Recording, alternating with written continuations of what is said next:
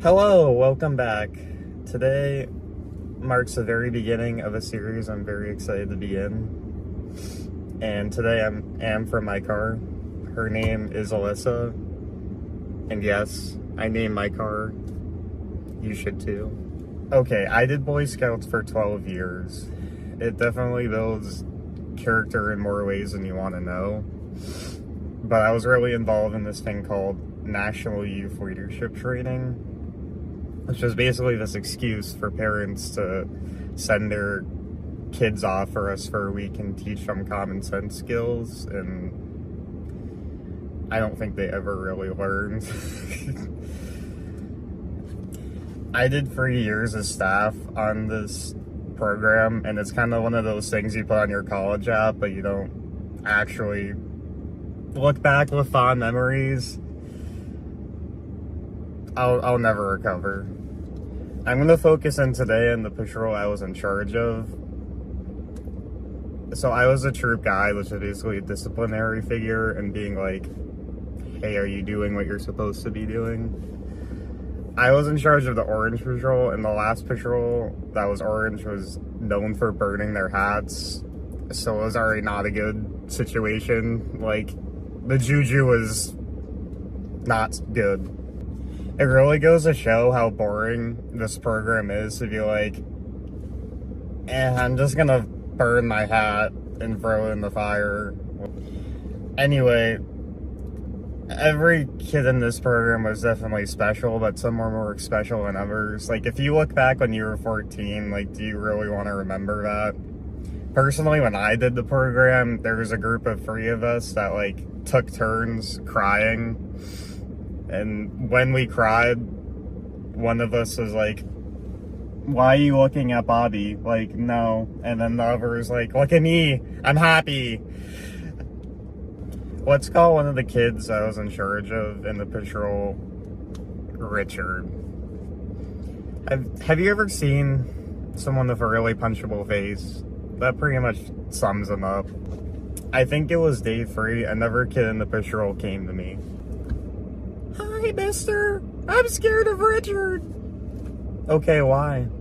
He has this box that puffs smoke and says crazy things at the campfire. Oh, great. The magic puff box, of course. That's when I knew. Well, naturally, I had to file a report. So I hauled my ass to the dining hall, which is like kind of our base of operations. And of course it was raining. Honestly, looking back, like, it was always raining or like scorching hot. So that really goes to show how little good memories I have there. So every night we had these little tea time meetings, which was my favorite part of the course. Basically at 11 p.m. when the day was all done, we got together and we had cookies and brownies. And then we just talked mad shit about the campers. This is to assess if they would be future staff members or not. Like, who actually wanted to be a staff member here would be so for real. But since there's only concern with Richard, another day passed on, but the kid definitely started to catch on. Let's just say during these tea time meetings, we assessed like the campers on like a numerical scale on how well they were performing. Let's just say Richard got a 0 for skills, a 0 for leadership, and definitely a 0 for attitude. It got to a point where we were searching everywhere for the little puff box. Imagine trying to explain a vape to a 60-year-old. Like, we even drew a little diagram, like, do you see? We were tearing up the floorboards, we were searching underneath the tables during mealtime, we were looking for the baseboards, like, we lost our mind.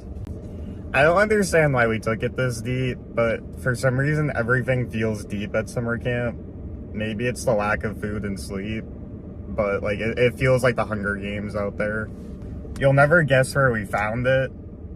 Actually, you probably can because it's the title of this video. But one of my friends, which was a troop guide. Let's call him Ben. We're still friends today, actually. I'm glad to still have that connection. Noticed something in his sock. Anyway, it was breakfast time and there's this huge lump in his sock. Wonder what that possibly could be. And Ben and I immediately rushed to adults and we were like, look at this sock. He got cornered. I didn't get to see it myself, but from what I heard, he kept denying it, and then the adults are like, so what's in your sock? He's like, oh, I don't know. Come to find out, his mom was the camp nurse. Like, I'm sorry, dude. Game over for you, man.